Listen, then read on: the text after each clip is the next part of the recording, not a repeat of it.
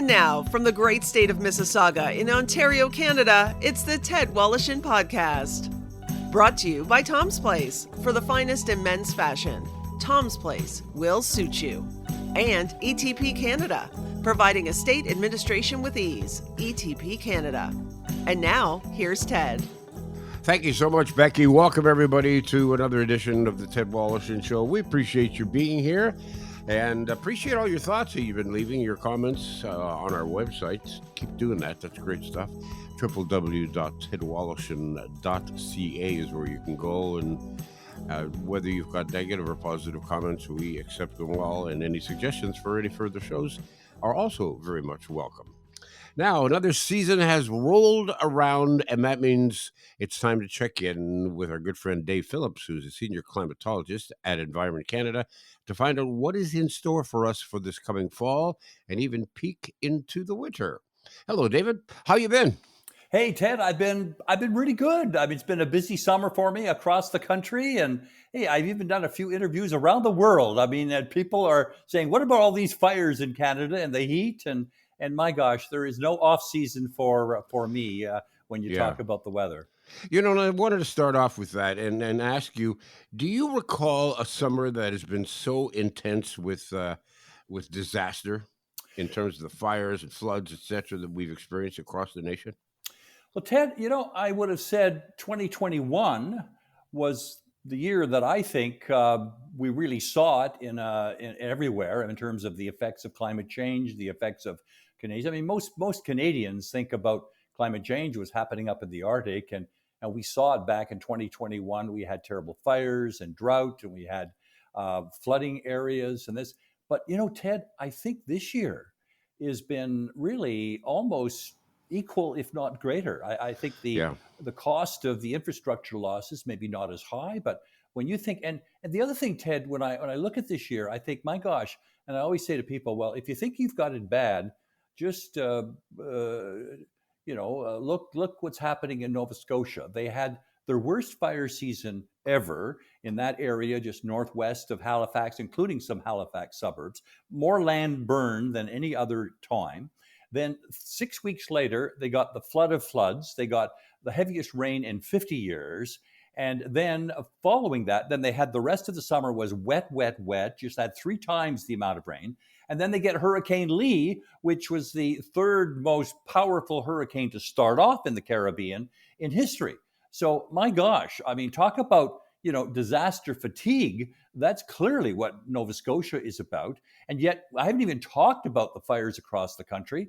This year, Ted, I mean, I just, when you think about the fact this year, all the areas burned was twice as much as the worst previous year. Wow. I mean, that is something. I mean, we break records by a little bit of the here or there, but not by just absolutely annihilating the previous record. And the number of fires was not huge, Ted. It was the size of these fires. I mean, the only way of putting them out was nature. Nature created some of them with lightning, but then the only way you put out those fires in Quebec, in Nova Scotia, in Alberta were heavy rainfalls. Yeah. And we haven't had that in the Northwest Territories and British Columbia.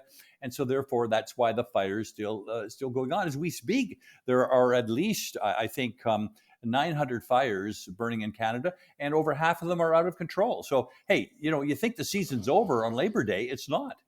And of those fires, how many are as a result of climate change? How many are as a result of arson? Yes. And how many are a result of just people being lazy with and starting campfires when they shouldn't be starting campfires? Well, I haven't seen the figures for this year, but I know generally, if you go back over the years, about half the fires are caused by lightning strikes and half by, as you say, inadvertently. It could be an all-terrain vehicle, could be perhaps a dirt bike, or these kind of motorized things that get out into the wilderness and they backfire, or catalytic converters burn, or somebody pulling off to the side of the road and then they take off, and they can cause fires. Some people, Ted, you're right, they start fires to have jobs to fight fires. I mean, that's something that we see too. Mm-hmm. So I think that without knowing the numbers, I would say that We didn't have believe it or not, we didn't have as many lightning strikes this year as we normally would, very close to normal. So my sense is that, but it's just one lightning strike in a very tinder dry forest, and that's what we Hmm. had this year. We had one of the driest areas, especially in Western Canada, that we've seen, and we also had the warmest temperatures. If you stuck a thermometer into Canada this year, and we came out to be the warmest in 76 years of record keeping in Canada. Now, Right. most of that was in the Arctic, the Northwest Territories, the Yukon, the Northern Prairies, very hot. I mean, here people in Ontario are saying hot. It wasn't hot. I mean, temperatures were actually very, very close to normal here in Ontario. September has been the gorgeous month with Yep. more days above 30 than any string that we had in June, July, August, and we've also had some now dry weather. So this is kind of the summer for Southern Ontario, Southern Quebec, which had been sort of missing for June, July, and August. But Ted, it was just been so dry for so long out west, and this dryness was not just something this summer.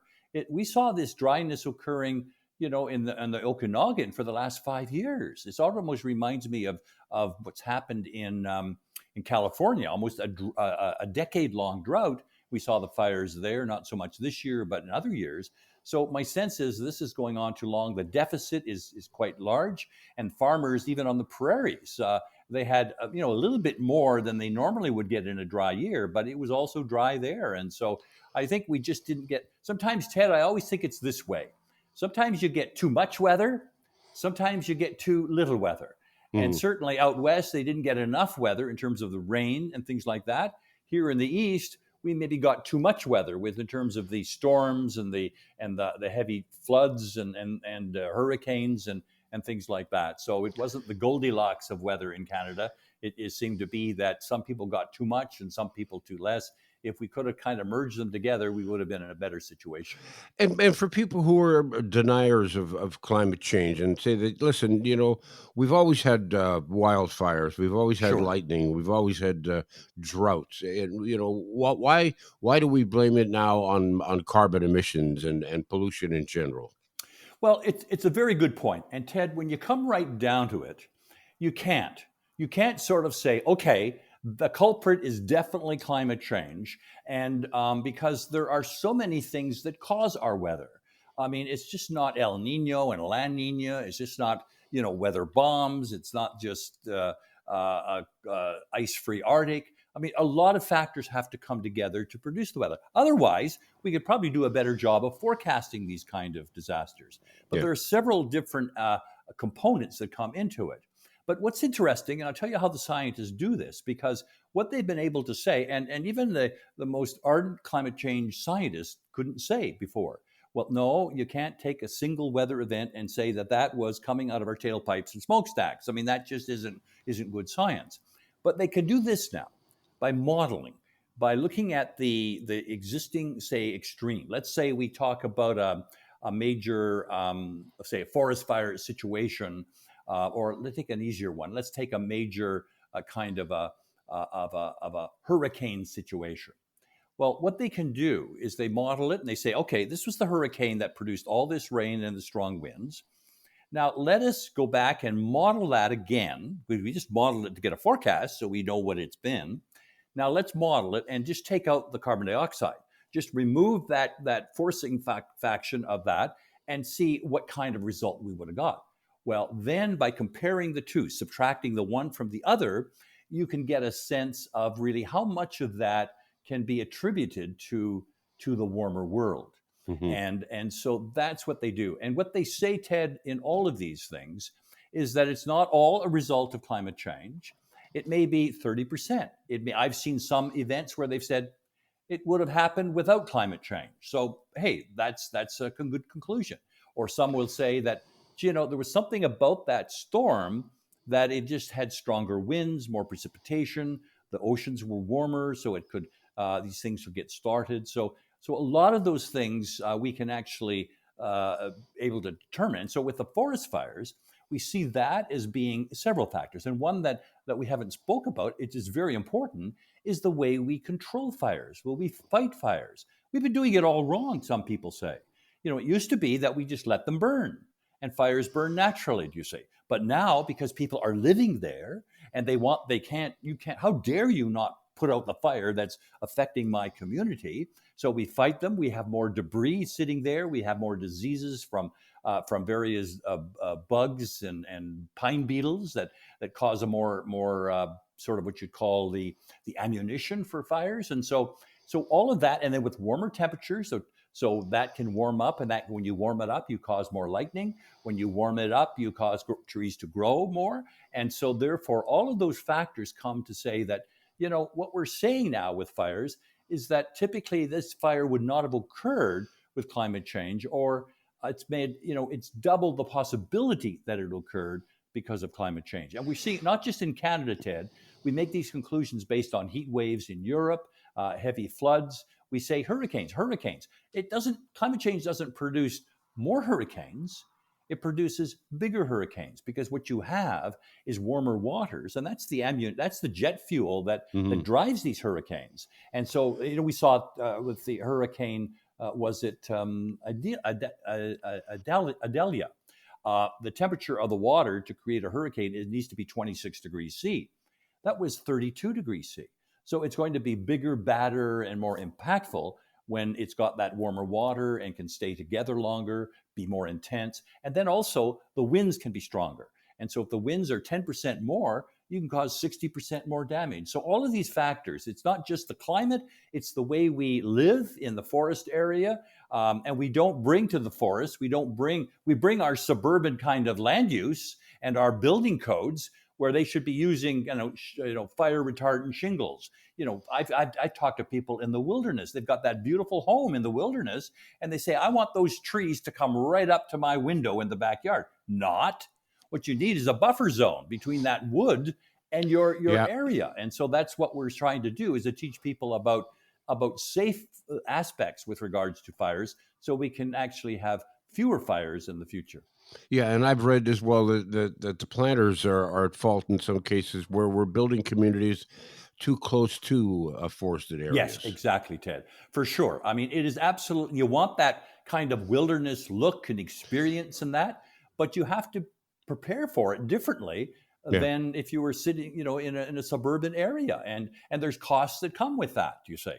So right. I think people need to realize that, and even with, and I think that one of the things I was encouraged by this year, Ted, was that people who were going out and camping and tenting and roasting their weenies by a campfire. I mean, they were actually paying attention more this year than other years because of the risk of greater forest fires. So people paid attention to that. We need to, for example, Ted, in May or June, to say, okay, no fires are allowed. We're having fire bans across the province. It's too tinder dry out there. So we need to have governments put more action in to say, okay, given the current situation, it's not safe to have these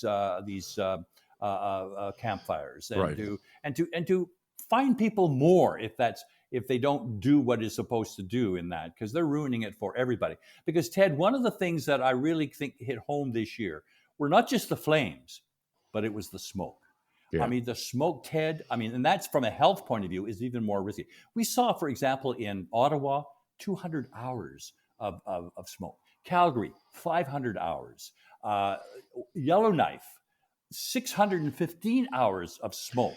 You're breathing that stuff. I know. I talk to people, friends who live out in the West Coast, and they tell me that you walk outside and you can taste it in the air. Oh, Ted, it's no question about it. And it's like someone said to me, it's like smoking 3 packs of cigarettes a day to smell that. And, it's really, it is. And that is being exported. We saw the headlines in the United States. Not only are they blaming us for the cold weather that comes their way, they were blaming us for the smoke. Yeah. And what's it going to do to some crops? I think to myself, what is it going to do to the grapes? And what will that do to the taste of wine down the road? Oh, good point. I don't think people even touch that one. But you're right. It has an effect on agriculture, and it can taint the kind of product. And some foods maybe are more so than others. We just don't know, Ted, the health and environmental effects of these days of fumigation that are going on in areas that are thousands of kilometers away from from these fires. We saw it in Europe. I mean, in Portugal, in Spain. I mean, not only did they have their fires, but they were also breathing, Canadian air. In Greenland, my gosh, the people were gasping and wheezing because of Canadian fires smoke coming their way. And so it's something. It's almost as if there's a lesson there for everybody, Ted, in terms of, you may have something in your backyard, but it's not affecting just you. It's affecting people downwind and overseas. I mean, the planet is much smaller now because of what we're doing to it in terms of changing the weather. I mean, I think it's still, we need to have more science to understand what this effect is, but I think there is no doubt about it. It is both climate or weather that's causing this, but it's also the way in which we manage our land, we zone everything, and even building codes. My gosh, Ted, I've seen so many damages in some areas, the towns that were hit by a tornado or a strong winds, and they didn't even build to building codes that were in force at the time. Yeah. So I think we need to understand that our climate has changed and that we need to change. More of the Ted Wallachin podcast after this. Hey, it's Ted Wallachin for Tom's Place. Our fall merchandise is starting to arrive, and we've got massive amounts of summer clothing that needs to be cleared. Blowout prices on virtually everything, like designer suits, regularly up to $5.99, now from $167 to $267. Beautiful sports jackets, starting at only $167, and designer dress pants and shirts, all at $67. Check out our deals throughout the store on the very best of designer menswear. Huge savings off our already below retail prices. If you need a suit for an upcoming wedding or any special occasion, we are Toronto's one-stop suit shop. For the finest outfit for every occasion, there is no better time to find the perfect addition to your wardrobe. Tom's Place is open daily, 11 to 6 weekdays, 10 to 5 Saturday, and 12 to 5 on Sunday. Visit Tom's Place, 190 Baldwin in Kensington Market. Tom's Place will suit you. Have you been tasked with the role of a state executor, or expected maybe in the future you will be? Well, if so, let me make your life a lot simpler by introducing you to my friend Debbie Stanley. Debbie is the founder of ETP Canada. They specialize in estate administration. Their goal simply is to help Canadian executors understand their role and how to deal with the loved one's estate. Let's face it, there's no school for this, but ETP Canada offers services such as executor support, estate accounting, and they have a new online course called Executor Ready. It's an engaging video designed to make estate administration easier and affordable. And those are two comforting thoughts during a stressful time. So call Debbie Stanley at 1-866-309-0387. That's 1-866-309-0387. Or you can get her at info@etpcanada.ca. That's info@etpcanada.ca. Now back to Ted Wallachin. Let's take a look across the country and see what's in store for the fall, and maybe even peek into the winter a little bit. Sure. Starting in the West Coast, what can they expect this fall? Well, I mean, my sense is we are mapped out. Let me just pull out the map here for the fall. It's just one story across the country from coast to coast to coast. It is showing Canada. If you looked at the map, Ted, if I held it up and you'd see it, it'd just be bright reds and oranges. And that doesn't represent how hot it's going to be. We think it will be warmer than normal. And one of the reasons, Ted, is the oceans are just like hot tubs. All of the waters bathing Canada on the Pacific, Atlantic coast, and the Arctic, Hudson Bay, the Great Lakes, are much warmer than they've ever been before. And that retains the heat and won't prevent winter from coming, or the fall frosts or the cold, but it will keep it'll moderate the kind of coolness that is wanting to descend on Canada. So across the country, we're showing very warm conditions, but the colors represent how confident the forecaster is that it will be that warm. And so much of the country is these oranges and reds, which we say it's a done deal. Now, The thing is, Ted, what I always get into trouble when I talk about seasonal forecasting, because people say, well, you said it was going to be warmer than normal.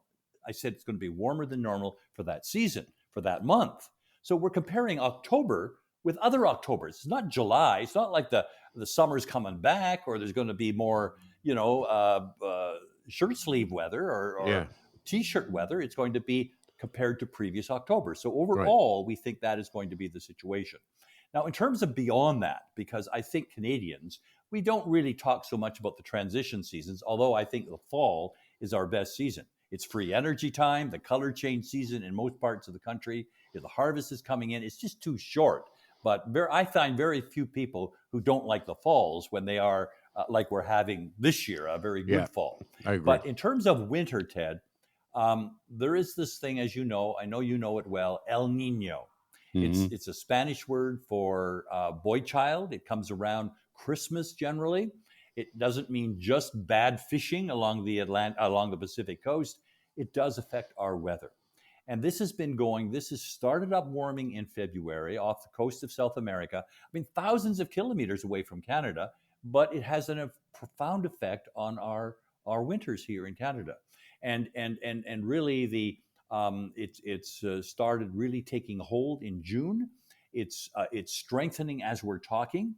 And so it's going to be a very large episode of El Nino. It's going to go from the shores of Ecuador and Peru, the beaches, right out to the international date line, maybe even across to the western part of Pacific Ocean. So it's very large, and that's important. The other thing, Ted, it's very strong. It's how warm is that water? To be an El Nino, you have to be a half a degree warmer than normal. This one's 3 degrees and warming. Wow. And so what that tells you is that these warm Pacific breezes are going to be waffling across the country.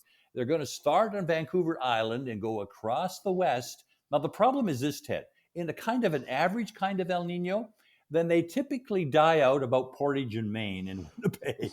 And then what does an end run around that is the polar vortex. So if we have this, the east freezing in the dark and the west basking in the sunlight. And that's often what you'd see with an El Nino. But when the El Nino is strong, large, intense, then those warm Pacific breezes can blow right across the country. And so we tend to find, even in Ontario and Quebec, we can find temperatures that are milder than normal. Now, Ted, this is it. It's not as if this is a forecast for every day.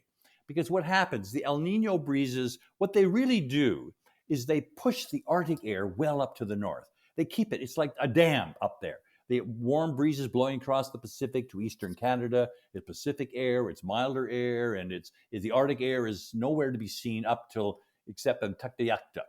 And so then finally, when the El Nino breezes lax, they die off maybe just a little bit, they stop, they take a break, and then the cold air plunges down. And then the El Nino picks up again. So it's this as if it's not the whole winter is going to be like that. We'll have our moments that we wish were somewhere else, but generally the winters are shorter. They're not as intense. Well, just let me give you an example here for Toronto. The last big El Nino we had was 2015, 2016. So 7 years ago. And in that particular winter, Toronto had only 60% of its normal snowfall. And we had the average temperature was 3.2 degrees above normal. I mean, even a half a degree, we would notice it. So it was clearly, and we saw in some cities, I remember out west thinking about Winnipeg, they normally would get about 45 days below minus 20. In that El Nino, I think they had 14. So the thing is, it's coming, it's here, it's not going to affect, you can't sort of say the whole winter's going to be like that, but I think it's going to be much tamer than we've seen in a while. I think you just put a smile on a lot of faces. Well, the skiers, no, they're probably in the ice fishing, and the snowmobilers. How many of those are out there, Ted? No, that's true. You're right. I mean, I seem to recall a few years back, because I have a friend who likes to go ice fishing who was almost shut out. Yes, it was just exactly. There was like about a 2-week period, depending on which part of Ontario you were in, where you could go. And Ted, what's terrible about that is that they get to the point, they bought all this gear, they're antsy, this is their hobby, they want to get out. So when they get towards the end of winter, they go out on unsafe conditions in order to have that be satisfied with some ice fishing. And that you often see more tragedies when that occurs. So I think it's not going to be, as I say, Ted, we've canceled a few summers in this country, never winter. We're still the snowiest country in the world. We are still the second coldest country in the world. And I think winter is still who we are. And it's just that whether it's a little shorter or tamer than the run-of-the-mill kind of winter.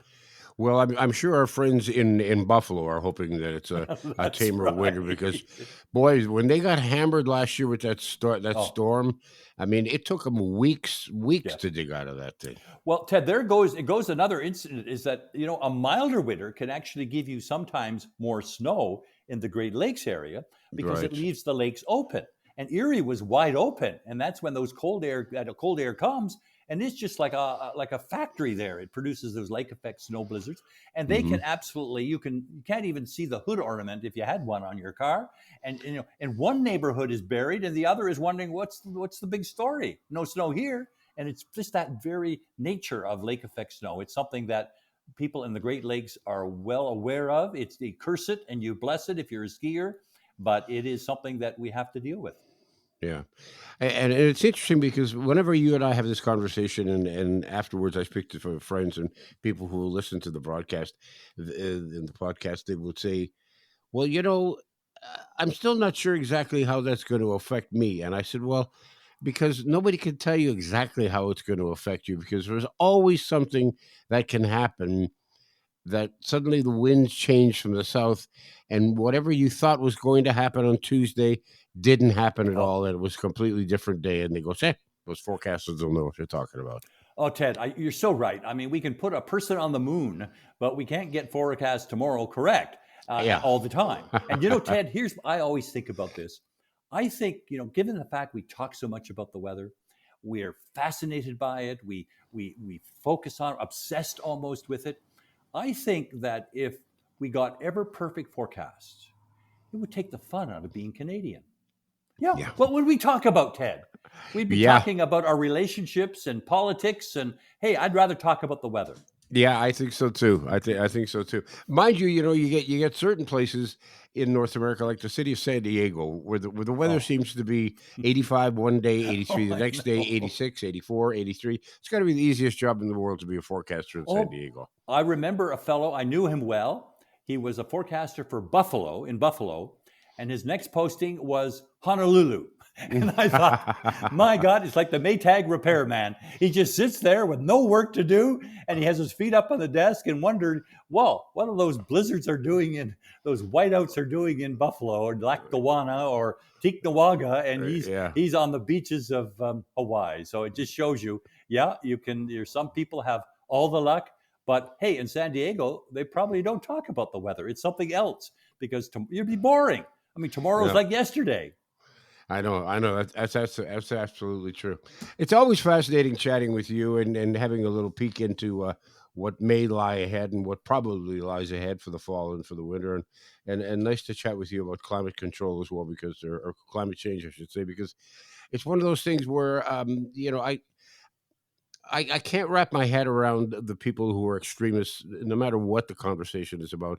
And there are extremists out there who think that, the glaciers are melting and we're going to be underwater. It's going to be like that film Waterworld, Yeah. in 5 years from now. And then other scientists who are probably more level headed are saying, yeah, things are changing, but they're not changing as rapidly as you may think.